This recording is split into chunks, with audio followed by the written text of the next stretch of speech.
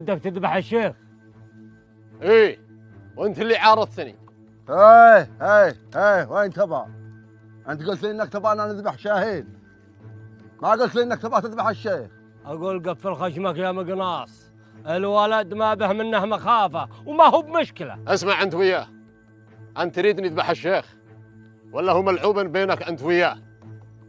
انا ادري انك تريد تعرس على بنت الشيخ. هذا ملاعب منا، اقعد وبنفهمك السالفه. خذ يا خال، اضغط.